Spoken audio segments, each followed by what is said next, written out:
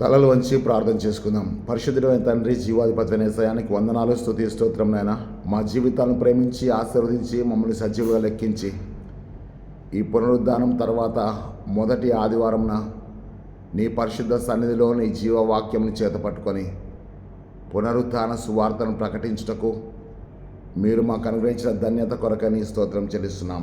నీ శిలువచారణ మా జీవితాన్ని మరుగుపరిచి నీ పరిశుద్ధ రక్తంలో ప్రభువా మమ్మల్ని ప్రక్షాళనం చేసిన ప్రతి దినము ప్రతి క్షణం కొరక నీ స్తోత్రం చెల్లిస్తున్నాం.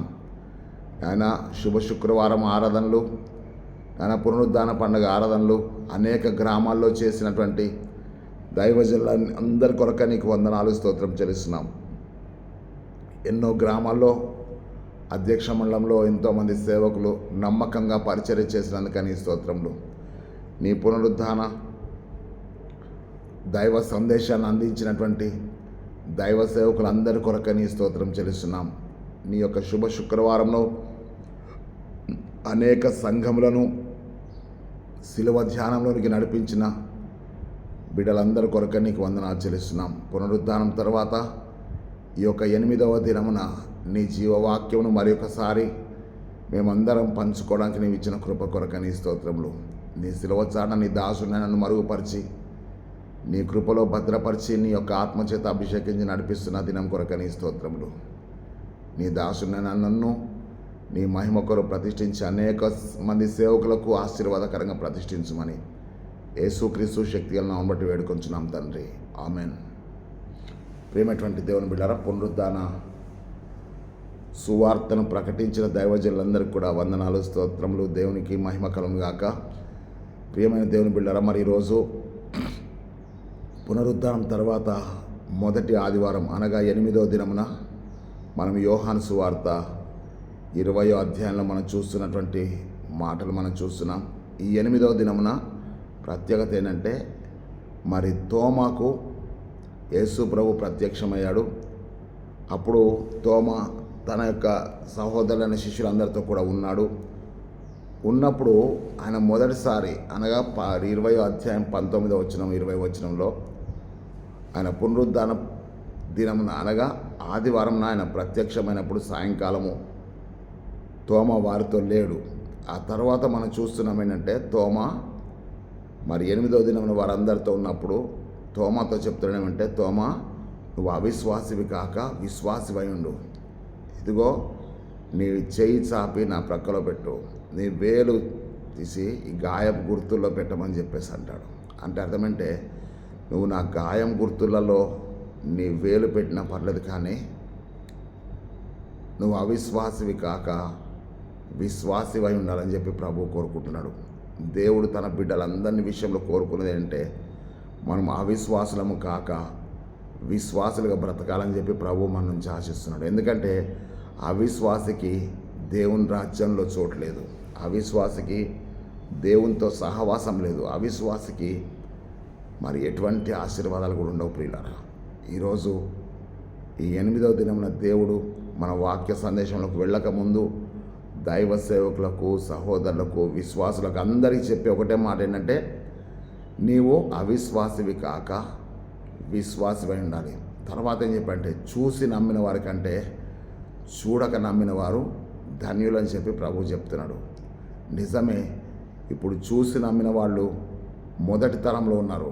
ఇప్పుడు 2024వ సంవత్సరంలో మనం విశ్వసించి నమ్ముతున్న వారం, విశ్వాసంతో నమ్ముతున్న వారం మనం. కాబట్టి వారికంటే కూడా మనం ధన్యులమని ఎందుకు చెప్తున్నాడంటే, మరి వారికి ఇన్ని ఫెసిలిటీస్ లేవు ప్రియులారా, ఇన్ని ఆశీర్వాదాలు, కానీ వారు చాలా నమ్మకంగా తమ ప్రాణాలను కూడా పునరుద్ధరణని యేసు కొరకు సమర్పించారు.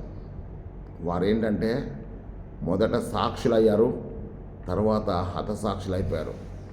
సాక్షులుగా ఉన్నారు కనుకనే మనము ఈరోజు పునరుద్ధాన సువార్తను పొందగలిగాం. ఎంతోమంది దైవజనులు, ఎంతోమంది మిషనరీలు మరి పునరుద్ధరణని యేసు యొక్క సువార్తను ప్రకటించడానికి ప్రపంచమంతా కూడా చెల్లాచెదరైపోయారు.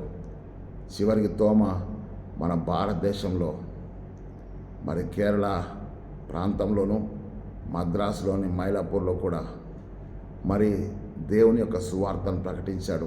ఇప్పటికీ ఆ సాక్ష్యాధారాలు ఈ 2024లో కూడా ఉన్నాయి మనకి భారతదేశం. అనగా భారతదేశంలో కూడా పునరుద్ధాన సువార్తను ప్రకటించి యేసుతో ముఖాముఖిగా ఉన్నటువంటి తోమను మనం చూస్తున్నాం. ప్రియులారా, మరి ఈరోజు మన అంశంలోనికి వెళ్ళిపోదాం. ఈరోజు అంశం ఏంటంటే పునరుద్ధారణైన క్రీస్తుతో ముఖాముఖిగా కలయుట, encounter with risen Lord Jesus Christ. Encounter with risen Lord Jesus Christ. యేసుక్రీస్తు ప్రభుతో, మరి పునరుద్ధారణైన యేసు ప్రభుతో ముఖాముఖిగా సంభాషించుట, లేకపోతే ముఖాముఖి కలయిక అని చెప్తూ దానికి ఇవ్వబడ్డ బైబిల్ పాఠాలు ఏంటంటే ఆదికాండము 32వ అధ్యాయము 22 నుంచి 32 వరకు. ఆదికాండము 32వ అధ్యాయము 22 నుంచి 32 వరకు. కీర్తనలు 40వ కీర్తన 40. రెండో బైబిల్ పాఠం వచ్చేసి అపోస్తుల కార్యములు 9వ అధ్యాయము 1 నుంచి మరి 18 వచనాలు. 1 నుంచి 18 వచనాలు. యోహాను సువార్త 20వ అధ్యాయము 24 నుంచి 29 వరకు అక్కడ సువార్త పాఠం రాయబడ్డది. ప్రియులారా, మరి ఈ 4 బైబిల్ పాఠాలను అనుసరించి పునరుద్ధారణ ఏంటంటే యేసుక్రీస్తుతో ముఖాముఖి కలయిక అని చెప్పబడ్డది. మనందరికి కూడా, తెలుగు వారందరికి కూడా ఆంధ్రక్రైస్తవ కీర్తనల పుస్తకాన్ని మనం ఫాలో అవుతున్నాం. ఆంధ్రక్రైస్తవ కీర్తనలు, ఈ ఆంధ్రక్రైస్తవ కీర్తనల పుస్తకంలో ఫాలో అవుతున్న మనందరికి కూడా మరి చిన్నప్పుడు మరి ఎంతోమంది దైవజనులు రాసినటువంటి ఆ యొక్క పాటలు, ఆంధ్రక్రైస్తవ కీర్తనలు ఉన్న పాటలు, ఓకే కదా. ఈ యొక్క దైవజనుడు గొల్లపల్లి నతానియేలు గారు ఆంధ్రక్రైస్తవ కీర్తనలలో 149వ పాట దేవుని ప్రేమ ఇదిగో అనేటువంటి కీర్తన మరి రాయడం జరిగింది. దాంట్లో 15 వచనాలు కదా. అయితే ఈ గొల్లపల్లి నతానియేలు గారిని రాజమండ్రిలో ఆ యొక్క గోదావరి నదీ తీరంన ఇసుకలో మరి హింసిస్తూ తీసుకుపోతున్నప్పుడు తన యొక్క ప్రజలందరినీ చూసి గొల్లపల్లి నతానియేలు గారు మరి ఈ పాట రాయడం జరిగింది. ఇది మేము బైబిల్ కాలేజీలో ఉన్నప్పుడు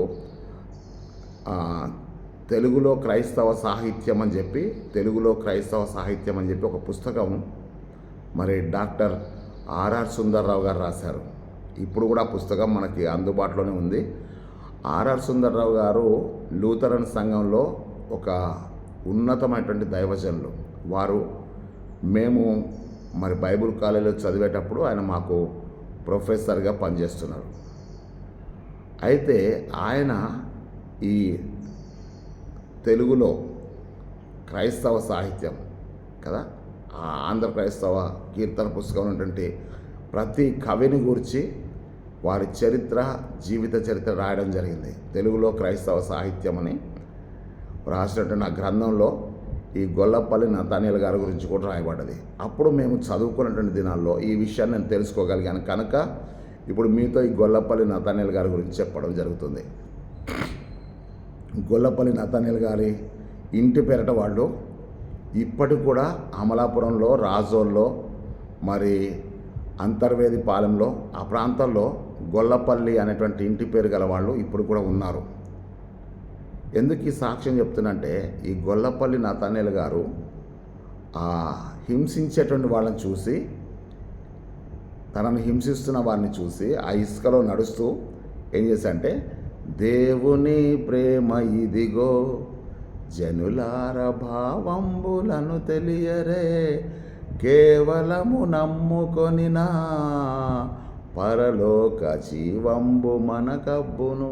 ఆ పాట రాస్తూ ఆ పాట పాడుతూ వాళ్ళందరి గురించి మాట్లాడుతున్నాడు. ఇక్కడ మనం చూస్తే ఈ పాట గురించి, ఈ చరిత్ర గురించి ఎందుకు మీకు ఈరోజు ఈ ప్రసంగంలో చెప్తున్నాను అంటే ఆ పాటలో ఈ యొక్క 14వ వచనంలో ఈ encounter with Christ, resurrected Jesus Christ గురించి ఎందుకు చెప్తానంటే ఆ 14వ వచనం మీరు దయచేసి మీరు ఆంధ్రక్రైస్తవ కీర్తన పుస్తకం చూడండి. 11 మారులు వారలకు ప్రత్యక్షుడాయనేసు పరలోకమునకేగెను తన వార్త ప్రకటించుమని పల్కెను. 11 మారులు వారలకు ప్రత్యక్షుడాయనేసు. ఈ వచనం కొరకు మీకు ఈ పాట చెప్పడం జరిగింది. ఏంటి అని అంటే 11 సార్లు తన శిష్యులకు ప్రత్యక్షుడాయను అని చెప్పేసి అని ఉంది. కాబట్టి ఇప్పుడు మీకు చక్కగా తెలిసిపోయింది. చాలామంది సేవకులు మరి యేసు పునరుద్ధానుడైన తర్వాత 40 దినాలు తనను తాను ప్రత్యక్షపరుచుకున్నాడు. 40 దినాల తర్వాత ఆయన ఆరోహణుడైపోయాడు. ఆరోహణుడైన తర్వాత 10 దినాలకు దేవుడు తను వాగ్దానం చేసినటువంటి పరిశుద్ధాత్మను అనుగ్రహించాడు. వారందరూ కూడా పెంతెకోస్తు పండుగ దినమున పరిశుద్ధాత్మ పూర్ణులైనట్టుగా మనం చూస్తున్నాం. ఇక్కడ మనం చూస్తే యేసు ప్రభు పునరుద్ధారణమైనటువంటి ఈస్టర్ పండుగ దినం నుంచి 40 దినములు, ఈ 40 దినాల్లో 11 సార్లు మరి తన యొక్క శిష్యులకు ప్రత్యక్షమయ్యాడు. అక్కడ మనం చూస్తే ఈ 11వ సారి అనేది మరి పౌలుకు ప్రత్యక్షమైనట్టుగా అక్కడ రాస్తున్నాడు. ఇక్కడ మనం చూస్తే మరి ప్రతి ఒక్కరితో కదా 11 సార్లు ప్రత్యక్షమైనప్పుడు మరి ముఖాముఖిగా ప్రభు వారిని కలుసుకున్నప్పుడు వారి జీవితాల్లో చాలా గొప్ప కార్యాలు జరిగినాయి ప్రియులారా.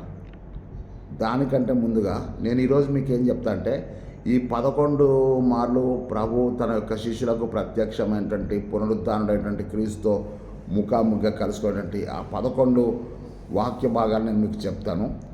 ఆ తర్వాత మీరు దాన్ని మరి ఎలాబరేట్ చేసుకొని మరి వివరణగా మీరు ప్రసంగాన్ని సిద్ధపరచుకోండి. 11 రెఫరెన్స్లు నేను మీకు చెప్తాను. ఈ 11 రెఫరెన్స్లు మాత్రమే కాక ఈ దినము మనము మరి పాత నిబంధన గ్రంథంలోనేమి, అపోస్తుల కార్యంలోనేమి, తర్వాత ఈ యొక్క సువార్త పాఠంలోనేమి ఈ విషయాలు మనము క్రీస్తుతో ముఖాముఖిగా చూచుట. ఇక్కడ మనం చూసినట్టయితే యాకోబు ఆదికాండంలో మనం చూస్తున్నాం. ఆదికాండంలో ఒకసారి మనం చూస్తే యాకోబు పెనూయేలు అనే పేరు పెడతాడు. అక్కడ చూడండి, దేవునితో పోరాడతాడు. యబ్బోకు రేవు దగ్గర దేవునితో పోరాడి ఆ తర్వాత ఏం జరుగుద్ది అని అంటే యాకోబు ఆ స్థలమునకు పెనూయేలు అనే పేరు పెడతాడు. ఇక్కడ మీరు చూసినట్టయితే ఆదికాండము 32వ అధ్యాయంలో మనం చూస్తే, దయచేసి మీరు చూడండి, అక్కడ మనం చూస్తే యాకోబు చూడండి దేవుని యొక్క పేరు అడుగుతాడు. నీ పేరు ఏంటంటే నా పేరు నువ్వు ఎందుకు అడుగుతాను అని చెప్పి ఆయన అక్కడికి అతన్ని ఆశీర్వదించాడు. 30వ వచనం చెప్తాను. 32వ అధ్యాయం 30వ వచనంలో యాకోబు నేను ముఖాముఖిగా దేవుని చూచితిని అయినను నా ప్రాణం దక్కినదని ఆ స్థలమునకు పెనూయేల్ అని పేరు పెట్టాడు కదా. అతడు పెనూయేల్ నుండి సాగిపోయినప్పుడు సూర్యోదయమైన అప్పుడు అతడు తోడు ఇదంతా చెప్తాను. ఇక్కడ మనం చూస్తే ఆ 30వ వచనంలో ఏం చెప్తానంటే నేను దేవుణ్ణి ముఖాముఖిగా చూశాను అయినా కానీ నేను బ్రతికానని చెప్పి ఆ స్థలమునకు పెనూయేల్ అనేటువంటి పేరు పెట్టాడు. పెను అంటే ముఖము అని అర్థం. పెను అంటే ముఖము, ఏల్ అంటే దేవుడు. ఇస్రాయేల్ అంటే దేవునితో పోరాడువాడు అని చెప్పి అక్కడ ఫుట్ నోట్స్లో బైబిల్లో రాయబడ్డది. మీరు చూడండి, అక్కడ మనం చూస్తే ఏల్ అనే మాటకి దేవుడు అని అర్థం. ఇస్రాయేల్ అంటే దేవునితో పోరాడువాడు. పెను ఏల్, ఏల్ అంటే దేవుడు కదా, పెను అంటే ముఖము, పెనూయేల్ అంటే దేవుని ముఖము అని అర్థం. ఇక్కడ మనం చూస్తే Israel, పెనూయేల్, Mikael, Gabriel, Daniel, Ezekiel, Samuel, ఈ ఏల్ అనేటువంటి మాటకి ప్రియులారా దేవుడు అనేటువంటి అర్థం అని చెప్పి జ్ఞాపకం చేసుకుందాం. అయితే ఇక్కడ మనం చూస్తే యాకోబు దేవునితో ముఖాముఖిగా మరి పోరాడి గెలిచి ఆశీర్వదించబడ్డాడు. ఇది ముఖాముఖిగా అంటే ఎన్కౌంటర్ విత్ గాడ్. అక్కడ మనం చూసినప్పుడు మరి యాకోబు దేవునితో ముఖాముఖిగా పోరాడినట్టుగా మనం చూస్తున్నాం. 2వ బైబిల్ పాఠంలోకి వచ్చే వరకు సౌలు పౌలుగా మార్చబడ్డాడు కదా. పౌలు అనే మాటకు అర్థం అంటే చిన్నవాడు అని అర్థం. ఓకేనా. మనం ఆర్సీఎం చర్చిలో చిన్నప్ప అనే మాట వింటాం. జోజప్ప, చిన్నప్ప అని అంటాం కదా. ఈ చిన్నప్ప అనేటువంటి మాటకి చిన్నవాడు అని, అప్ప అంటే తమ్ముడు అనుకుందాం. ఎన్నప్ప అంటారు కదా. ఎన్న తంబి అంటారు. ఓకేనా. అయితే ఇక్కడ మనం చూస్తే పౌలు దేవుని యొక్క దర్శనాన్ని చూసి దేవునితో ముఖాముఖిగా మాట్లాడినటువంటి వ్యక్తి. ఇక్కడ యాకోబు ముఖాముఖిగా మాట్లాడు. మరి నిర్గమకాండము ఆ యొక్క 33వ అధ్యాయం ఒకసారి చూడండి. 33 నిర్గమకాండము 33వ అధ్యాయం చూసినట్టయితే ఒకసారి దయచేసి చూడండి. నిర్గమకాండం 33వ అధ్యాయము 11వ వచనం చూద్దాం ఒకసారి. నిర్గమకాండము 33వ అధ్యాయం 11వ వచనం మనం చూస్తే, మనుషుడు తన స్నేహితునితో మాట్లాడినట్లు యెహోవా మోషేతో ముఖాముఖిగా మాట్లాడుచుండెను. ఓకే కదా. యెహోవా ముఖాముఖం. అదే అధ్యాయంలో మనం 20వ వచనంలో చూసినట్టయితే 20వ వచనం చూడండి. మరియు ఆయన, నీవు నా ముఖమును చూడజాలవు, ఏ నరుడును నన్ను చూసి బ్రతకడనెను. మరియు యెహోవా, ఇదిగో నా సమీపమున ఒక స్థలం ఉన్నది, నీవు ఆ బండ మీద నిలవవలను. నా మహిమ నిన్ను దాటి వెళ్ళుచుండగా ఆ బండ సందులో నిన్ను ఉంచి నిన్ను దాటి వెళ్ళు వరకు నా చేతితో నిన్ను కప్పెదను. నేను నా చెయ్యి తీసిన తర్వాత నా వెనక పార్శ్వన నువ్వు చూచెదవు, కానీ నా ముఖము నీకు కనబడదని మోషేతో చెప్పాను. ఇక్కడ మనం చూసినట్టయితే దేవుడు అనే మాటకు అర్థం ఏంటంటే ఆత్మ. దేవుడు అంటే ఆత్మ. మరి ఒక దగ్గర చూస్తేనేమో ముఖాముఖిగా మాట్లాడడం ఉంది, స్నేహితులతో మాట్లాడినట్టు. ఇక్కడ చూస్తే ఏ నరుడు కూడా బ్రతకడు అని చెప్పేసి అని ఉంది. ఇక్కడ మనం చూసినట్టయితే దేవుని యొక్క కార్యములు దాని గురించి ఏం చెప్తాడంటే 19వ వచనంలో, అంటే 33:19 ఏం చెప్తాడంటే, నేను ఎవరిని కనికరిస్తానో వాడిని కనికరిస్తా, నేను ఎవరిని కరుణిస్తానో వాడిని కరుణిస్తాను. ఇక్కడ మనం చూస్తే యాకోబు దేవునితో పెనుగులాడాడు, మోషే దేవునితో ముఖాముఖిగా మాట్లాడుతున్నాడు. సౌలు పౌలుగా మారినప్పుడు అక్కడ దేవుడు నాకు కనబడను అని చెప్పేసి అని అక్కడ రాస్తున్నాడు. 4వ వ్యక్తి ఎవరు అనంటే, మరి ప్రకటన గ్రంథంలో పద్మాస్ ద్వీపమందు ఆత్మవశుడైనటువంటి యేసు ప్రభు ప్రియ శిష్యుడైనటువంటి యోహాను. అక్కడ మీరు ప్రకటన గ్రంథంలో 1వ అధ్యాయము మరి 13వ వచనంలో మనం చూస్తే, నేను మనుష్య కుమారుని పోలిన ఒకరిని చూచితిని, అతని యొక్క శిరస్సు, అతని యొక్క తల వెంట్రుకలు ధవళముగా ఉండెను, అతని నేత్రములు అగ్నిజ్వాలలో ఉండెను, అతని స్వరము కంఠదని విస్తారమైన జలపాతం, అతని పాదములు అపరంజి వలె మెరయిచుండెను అని చెప్పేసి అంటాడు. అంటే నేను చూచితిని అంటాడు. అంటే అతడు అక్కడ మరి పునరుద్ధారణ క్రీస్తుని అక్కడ పరలోకంలో ముఖాముఖిగా చూసినట్టుగా మనం చూస్తున్నాం. ఓకే కదా. ఈ 4 వ్యక్తుల గురించి మీరు రాసుకోండి. మొదటిగా ఏంటంటే యాకోబు ఆదికాండం 32వ అధ్యాయంలో ముఖాముఖిగా చూశాడు. నిర్గమకాండం 33వ అధ్యాయంలో మోషే ముఖాముఖిగా మాట్లాడుతున్నాడు. అపోస్తలుల కార్యం 9వ అధ్యాయంలో మనం చూస్తున్నాం 9వ వచనం 10వ వచనంలో పౌలు సౌలుగా మారినప్పుడు దమస్కు మార్గంలో అక్కడ వారికి స్వరం వినబడదు, కానీ అక్కడ ఎవరిని చూడలేదు. కానీ క్రింద భాగంలోకి వచ్చిన తర్వాత మనం చూస్తే అక్కడ అననీయత చెప్తుంటే, నీకు కనబడిన యేసు. అక్కడ మీరు జాగ్రత్తగా ఓపికతో ఒకసారి నన్ను ఫాలో అవ్వండి. ఆ యొక్క అపోస్తలుల కార్యములు 9వ అధ్యాయంలో మనం చూస్తున్నాం ఏంటంటే, అక్కడ అననీయ చెప్తుంటాడు ఏమనంటే, నీకు కనబడిన యేసు అని చెప్పేసి అంటే చూడండి. ఒకసారి మనం చూస్తే 17వ వచనం మనం చూస్తే, అననీయ వెళ్ళి ఆ ఇంట ప్రవేశించి అతని మీద చేతి నుంచి, సౌలా సహోదరుడా, నీవు వచ్చిన మార్గంలో నీకు కనబడిన యేసు, నీకు కనబడిన యేసు, నీకు కనబడిన ప్రభువైన యేసు, నీవు దృష్టి పొంది పరిశుద్ధాత్మ నన్ను పంపి ఉన్నాడని చెప్పి, నీకు కనబడిన యేసు అంటే కనబడడం అంటే చూశాడు అని అర్థం. ఓకే కదా. అంటే పునరుద్ధరణ యేసుని పౌలు కూడా ముఖాముఖిగా చూశాడు అని చెప్పి అర్థం. ఓకే కదా. ఇక్కడ మనం చూస్తే మొదటి ఒక వ్యక్తి ఏమో యాకోబు, ఇంకో వ్యక్తి మోషే, ఇంకో వ్యక్తి ఇక్కడ మనము పౌలుని చూస్తున్నాం. ఇంకొక వ్యక్తి ఎవరు ఉన్నారంటే యోహాను. ఏది యేసు ప్రభు శిష్యుడైన యోహాను ప్రకటన గ్రంథంలో చూస్తున్నాడు. మనుష్య కుమారుని పోలిన ఒకరిని చూస్తాడు. ఇవి మాత్రమే కాదు, ఇది ముగింపు కాదు. ఇంకా వాక్యంలో చాలామంది మరి దేవునితో ముఖాముఖిగా ఉన్నారు. అసలు దేవుణ్ణి చూడాలి అని అంటే, దేవుణ్ణి ముఖాముఖిగా చూడాలి అంటే, దేవుడు అనే మాటకి ఆత్మ అని అర్థం కనుక ఆత్మ సంబంధులు దేవునితో ముఖాముఖిగా దేవుని మహిమను చూస్తారు. ఓకే కదా.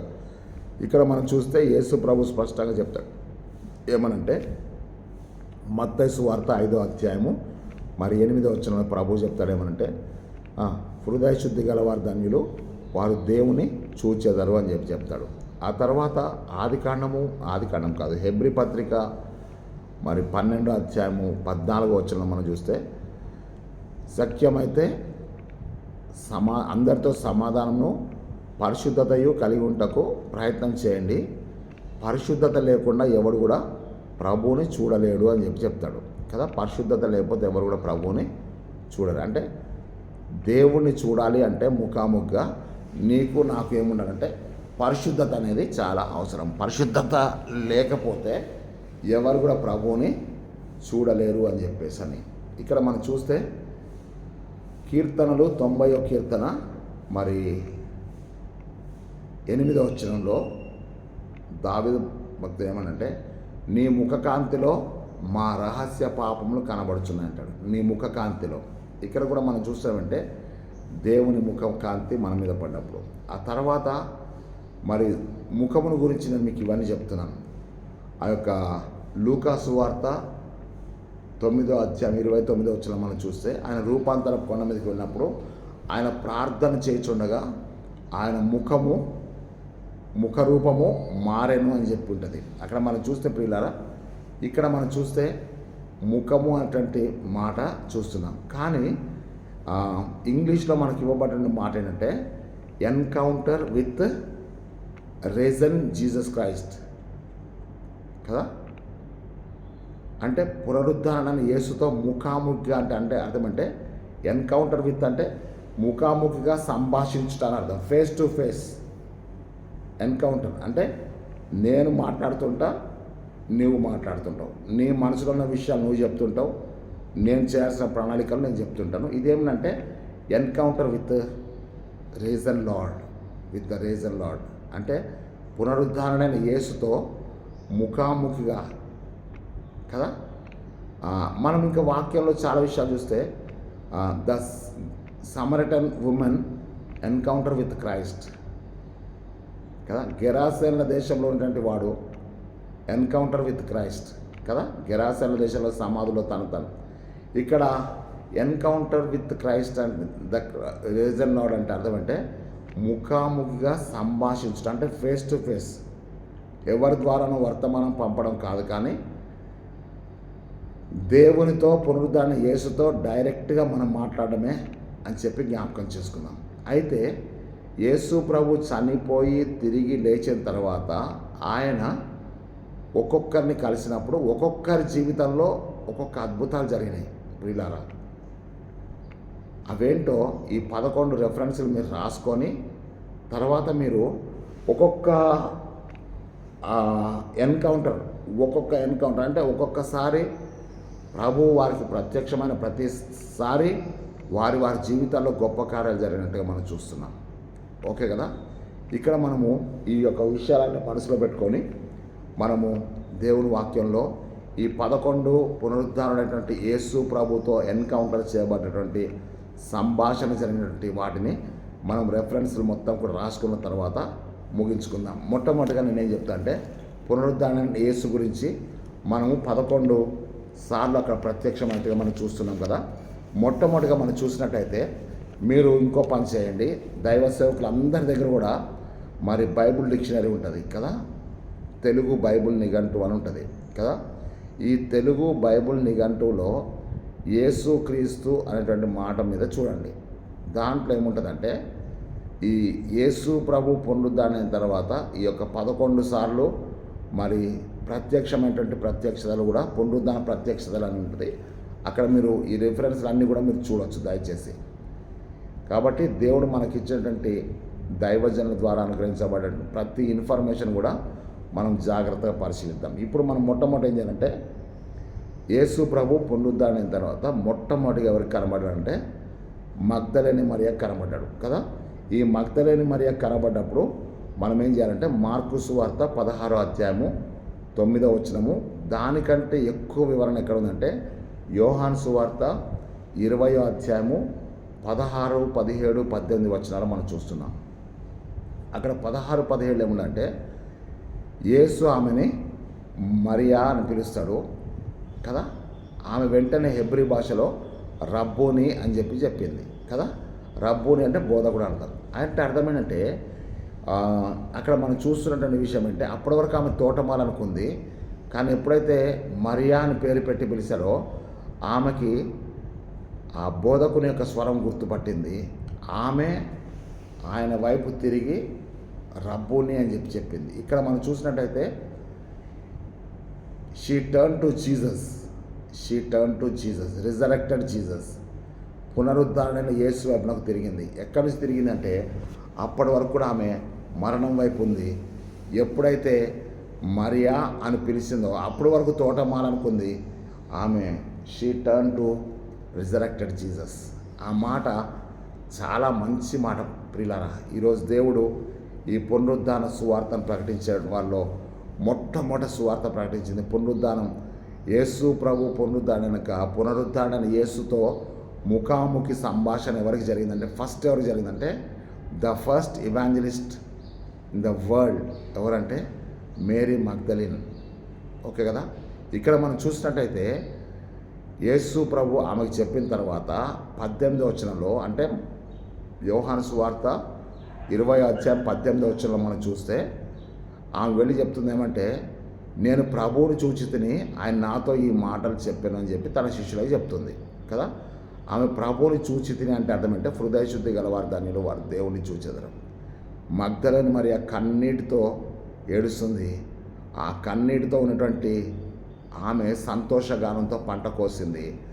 ఆమె కన్నీటితో ఉంది కాబట్టే ప్రపంచానికి మొట్టమొదటి వ్యక్తిగా ఉంది. అంటే దీని మర్మం ఏంటంటే, నువ్వు ఎప్పుడైతే కన్నీటితో ప్రార్థన చేస్తావో సంతోషగానంతో పంట కోస్తావు. ఏ తల్లి అయితే తన పిల్లల కొరకు తన కుటుంబం కొరకు కన్నీరు కారుస్తుందో, ఏ దైవజనుడైతే కన్నీటి ప్రార్థన చేస్తాడో, ఏ దైవజనురాలైతే కన్నీరు కారుస్తుందో, వారి సంఘము, వారి సహోదరులు, వారి విశ్వాసులు సంతోషగానంతో పంట కోస్తారు. మగ్దలేని మరియకే మొదట ఎందుకు కనబడ్డాడు అంటే ఆమె మాత్రమే సమాధి దగ్గర ఏడుస్తూ కన్నీరు కారుస్తూ తన హృదయాన్ని బద్దలు చేసుకుంటుంది.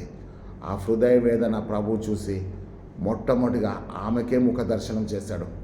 ఈ ముఖ దర్శనము ప్రభు యొక్క పునరుద్ధాన సంభాషణని జ్ఞాపకం చేసుకుందాం. నెంబర్ 2 మనం చూసినట్టయితే మత్తయి సువార్త 28వ అధ్యాయం 9వ వచనంలో స్త్రీలందరికీ కూడా కనబడ్డట్టుగా మనం చూస్తున్నాం. ఒక మగ్దలేని మరియకే కాదు, స్త్రీలందరికీ కూడా కనబడ్డట్టుగా మనం చూస్తున్నాం. ఓకే కదా. నెంబర్ 2 ఏంటంటే మత్తయి సువార్త 28వ అధ్యాయం 9వ వచనం. నెంబర్ 3 వచ్చేసి లూకా సువార్త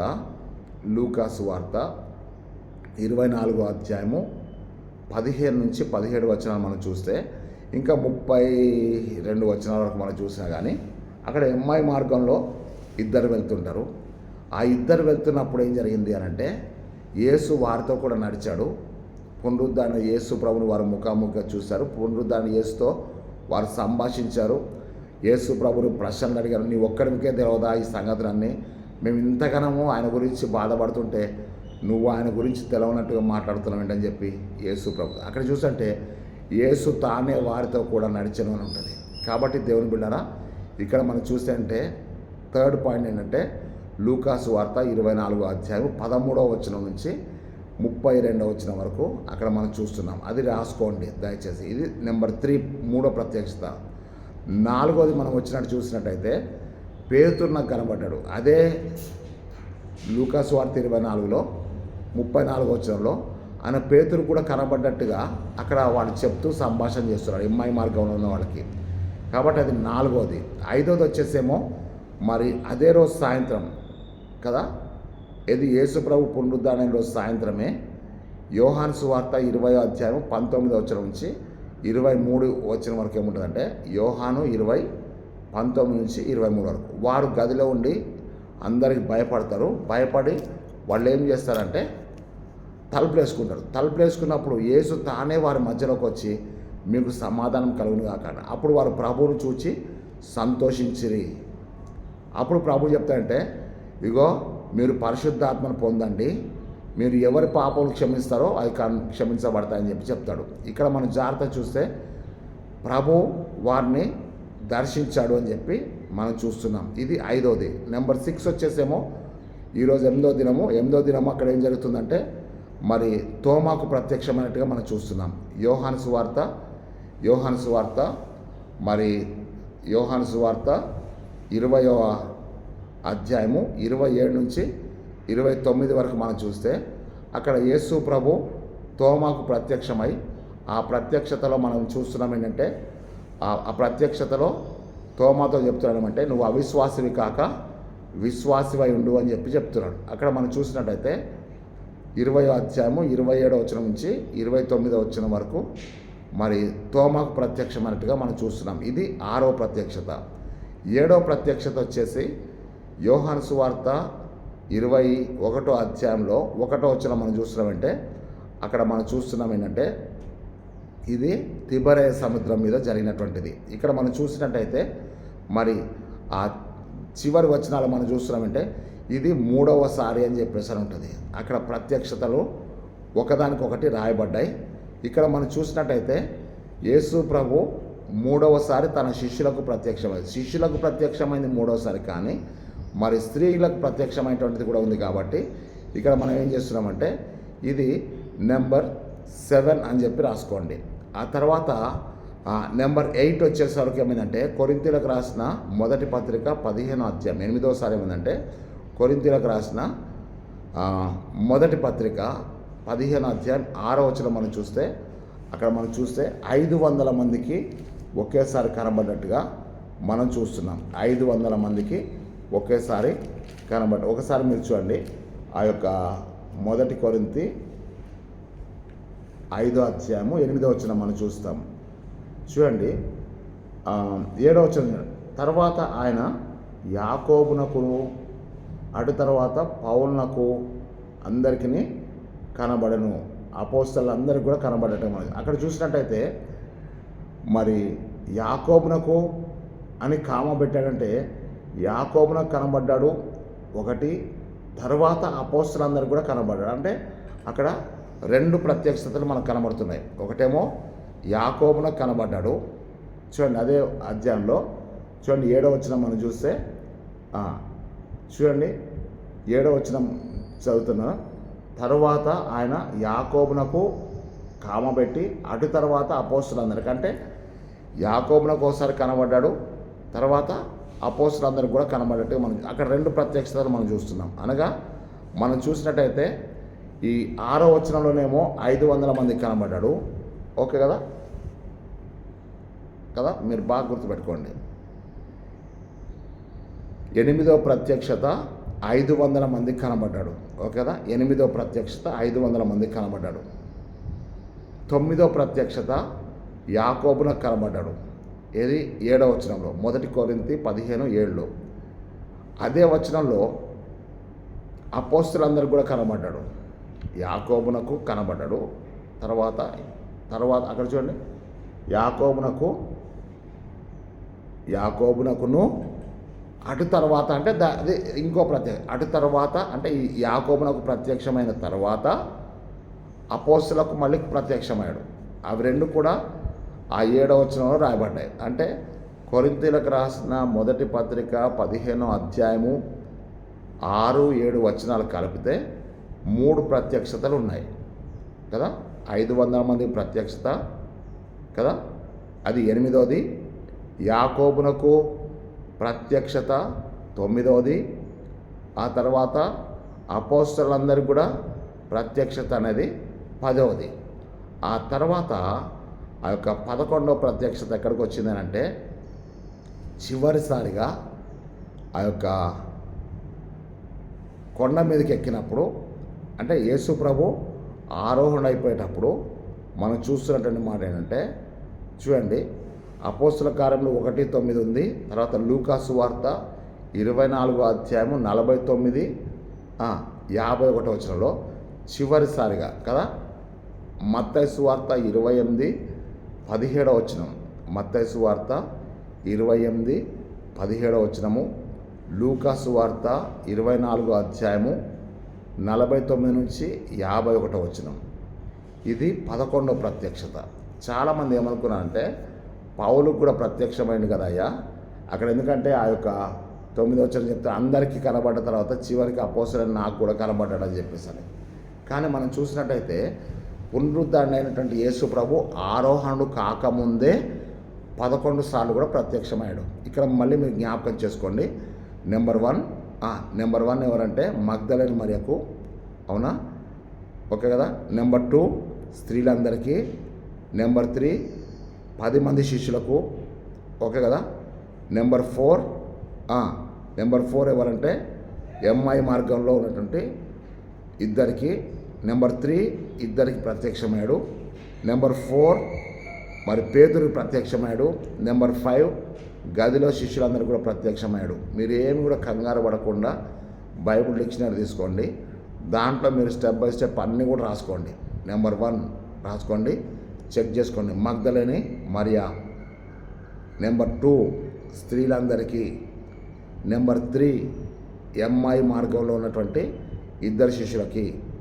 నెంబర్ 4 పేతురుకి. నెంబర్ 5 గదిలో ఉన్నటువంటి శిష్యులందరికీ. నెంబర్ 6 తోమాకి. నెంబర్ 7 తిబెరయ సముద్రం మీద చేపలు పట్టడానికి వెళ్ళినటువంటి 5 శిష్యులకి, ఓకే కదా. నెంబర్ 7 అయిపోయింది. నెంబర్ 8 వచ్చేసి 500 మందికి కనబడ్డాడు. నెంబర్ 8, ఓకే కదా. నెంబర్ 9 మనం చూసినట్టయితే ఆ యొక్క 9లో ఏముందంటే 500 మందికి మాత్రమే కాదు, యాకోబునకు కనబడ్డాడు. తర్వాత నెంబర్ 10 శిష్యులందరూ కూడా కనబడ్డాడు. నెంబర్ 11లో ఏముందంటే 11లో ఆయన ఆరోహణం అయిపోతూ వారందరినీ కూడా ఆశీర్వదించి ఆ యొక్క ముఖాముఖిగా, ఇగో మీరు నా తండ్రి వాగ్దానం కొరకు కనిపెట్టండి, తర్వాత మీరు వెళ్ళి సర్వలోకంలోకి వెళ్ళి సర్వ సృష్టికి సువార్త ప్రకటించండి, తండ్రి యొక్క కుమారుని యొక్క పరిశుద్ధాత్మ యొక్క నామంలో బాప్తిస్మం ఇవ్వండి అని కూడా చెప్తున్నాడు. ఇక్కడ మనం చూసినట్టయితే యేసు ప్రభు ఒక మాట చెప్పాడు, దీనికి మీరే సాక్షులు అని చెప్పాడు. అంటే అర్థమంటే ఈ పునరుద్ధానానికి, ఈ యొక్క ఆరోహణానికి, ఈ సువార్తకు మీరే సాక్షులు. అందుకే ఆ యొక్క యోహాను సువార్తలో యోహాను భక్తుడు యోహాను మొదటి పత్రికలో ఏం చెప్తాడంటే, మేము కనులారా ఏవైతే చూసామో, మేము చెవులారా ఏదైతే విన్నామో, మేము ఏదైతే తాకి చూసామో దాని గురించే మేము సాక్ష్యం ఇస్తున్నాం. మేము కన్న వాటిని విన్న వాటిని మేము సాక్ష్యం ఇస్తున్నామని చెప్తాడు. ఏంటి కన్న వాటిని విన్నవాడిని అంటే అక్కడ పునరుద్ధరణ అంటే యేసుని గురించి ఏంటంటే వార్తను ప్రకటించారు. ప్రియులారా, మరి యొక్క 8 రెఫరెన్స్లు మళ్ళీ మీరు రాసుకోండి. మీకు ఏదైనా అనుమానం ఉంటే నాకు చెప్పండి, తప్పకుండా మరి ప్రభు మనందరినీ కూడా ఆశీర్వదిస్తాడు. Encounter with Jesus Christ risen lord అంటే అర్థం ఏంటంటే పునరుద్ధరణ యేసు ప్రభుతో ముఖాముఖిగా. తర్వాత ఎవరైతే యేసు ప్రభుని ముఖాముఖిగా కలుసుకున్నారో, ముఖాముఖిగా కలుసుకున్న ప్రతి ఒక్కరి జీవితంలో గొప్ప కార్యాలు జరిగినాయి. తోమా జీవితంలో అవిశ్వాసం నుంచి విశ్వాసంలోకి వచ్చేసాడు. మగ్దలేని మరియా దుఃఖంలో నుంచి ఆ ప్రభు వైపు తిరిగింది. ఆమె దుఃఖ జీవితం సమాప్తమైపోయింది. శిష్యులు భయంతో ఉన్నారు.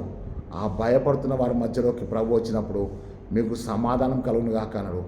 ఆ యొక్క ప్రత్యక్షత ద్వారా వారికి సమాధానం దొరికింది కదా. వారు ప్రభువుని చూసి సంతోషించిరి అని చెప్తున్నాడు. అక్కడ మనం చూసినట్టయితే ప్రతి క్షణం కూడా ప్రభు తన యొక్క బిడ్డల జీవితంలో గొప్ప కార్యాలు చేస్తున్నట్టుగా మనం చూస్తున్నాం. పునరుద్ధరణ యేసుని ఎన్కౌంటర్ అంటే పునరుద్ధరణ యేసుని ముఖాముఖిగా కలుసుకున్న ప్రతి ఒక్కరి జీవితంలో మరి అద్భుత కార్యాలు జరిగిన ప్రియులారా. పునరుద్ధరణ యేసు ప్రభుని ముఖాముఖిగా కలుసుకునే అవకాశం ఎవరికి ఉంటుంది అని అంటే హృదయ శుద్ధి గల వారి ధన్యులు, వారి దేవుడు చూచెదరు కదా. హృదయ శుద్ధి గల వారి ధన్యులు. పరిశుద్ధత లేకపోతే ఆయన ప్రభుని చూడలేడు. ఇక్కడ ఏం చేస్తుంటే పౌలుకి కూడా మరి పునరుద్ధారణ యేసు ప్రభు ఎందుకు కనబడ్డాడు అని అంటే ఆయన జీవితంలో దేవుడు గొప్ప కార్యం చేస్తాడు. అందుకే నేను మీకు నిర్గమకాండం 32 అధ్యాయంలో నేను మీకు చెప్పాను ఏమనంటే, అక్కడ మనం చూస్తున్నాం, నేను ఎవరిని కనికరిస్తానో వాడిని కనికరిస్తాను, ఎవరిని కరుణిస్తానో వాడిని నేను కరుణిస్తానని చెప్తున్నాను. అంటే అర్థమంటే పౌలుని కరుణించాడు. దేవుడు తన యొక్క దర్శనాన్ని ప్రత్యక్షతనిచ్చాడు. ఇక్కడ మనం చూసినట్టయితే పునరుద్ధరణ యేసు ప్రభువుని ముఖాముఖిగా దర్శించి ముఖాముఖిగా సంభాషించినటువంటి 11 సంఘటనలు, 11 రెఫరెన్స్లు మీకు చెప్పాను. దయచేసి మీకు దీనిలో ఇంకేదైనా డౌట్ ఉంటే కూడా నాకు ఫోన్ చేసి చెప్పండి. 955-383-1316 ఈ నెంబర్కి మీరు ఫోన్ చేసి మీరు తప్పకుండా మీరు తెలుసుకోండి. పునరుద్ధరణ యేసు ప్రభు తను పరలోకంలోకి ఆరోహణమైన తర్వాత మళ్ళీ మనం పద్మాసు ద్వీపంలో ప్రకటన గ్రంథం రాసినటువంటి యోహాన్ ద్వారా మనం చూస్తున్నాం. ఆయన యొక్క ముఖ స్వరూపాన్ని, ఆయన నేత్రములను, ఆయన కంఠస్వరాన్ని, ఆయన పాదములను మనం చూస్తున్నట్టుగా మనం చూస్తున్నాం. ఇక్కడ మనం చూసినట్టయితే ఎన్కౌంటర్ విత్ రిజన్ లార్డ్ అంటే పునరుద్ధరణ యేసు ప్రభుతో ముఖాముఖిగా సంభాషణ చేసిన వాళ్ళందరి జీవితాల్లో గొప్ప కార్యాలు జరిగినాయి. పునరుద్ధరణ అనుభవం కలిగినటువంటి మనము, పునరుద్ధరణ పండుగ చేసుకున్నటువంటి మనము ప్రభు స్వరాన్ని విందాం, ప్రభువుని ముఖాముఖిగా చూస్తాం. ఆయన ముఖ దర్శనం చాలయ్య అనే పాట మనం పాడతాం కదా, ముఖ దర్శనం చాలయ్య, నీ ముఖ దర్శనం మాకు చాలయ్య. ఆ ముఖ దర్శనం చేసినప్పుడు మన జీవితాల్లో, మన కుటుంబాల్లో, మన సంఘాల్లో అనేక అద్భుత కార్యాలు చేస్తాడు ప్రభు. అట్టి కృప పరిశుద్ధ ఆత్మదేవుడు మనందరికీ కూడా అనుగ్రహించునుగాక. తలలు వంచి ప్రార్థన చేసుకుందాం. పరిశుద్ధుడైన తండ్రి, జీవాధిపత్యమైన యేసయ్యా స్తోత్రమైన, నువ్వెంతైనా నమ్మదైన దేవుడు ప్రభు, నువ్వెన్నడూ మాట తప్పని దేవుడు కనుక నీ స్తోత్రం చెల్లిస్తున్నాం. యథార్థంగా ప్రవర్తించు వారికి ఏ మేలును చేయక మానని చెప్పి సెలవిచ్చావు కనుక నీ స్తోత్రములు. పరిశుద్ధాత్మదేవ, నీవు పునరుద్ధానమైన తర్వాత దుఃఖపడుచున్న మరియను ప్రభు సంతోషవంతురాలు చేశావు. భయంతో ఉన్నటువంటి నాన్న శిష్యులను నువ్వు దర్శించావు. నాన్న ఏ ఆహారం లేక రాత్రంతా ప్రయాసపడి ఒక్క చేప కూడా పట్టలేనటువంటి వారికి 153 గొప్ప చేపలను అనుగ్రహించి ప్రభు వారి జీవితంలో అద్భుత కార్యాలు చేశావు. ప్రభు అనుమానస్తున్నటువంటి తోమాను మీరు దర్శించారు. ప్రభు యాకోబును దర్శించారు. 500 మంది శిష్యులను మీరు దర్శించారు. నాన్న అపోస్తలను మీరు దర్శించారు.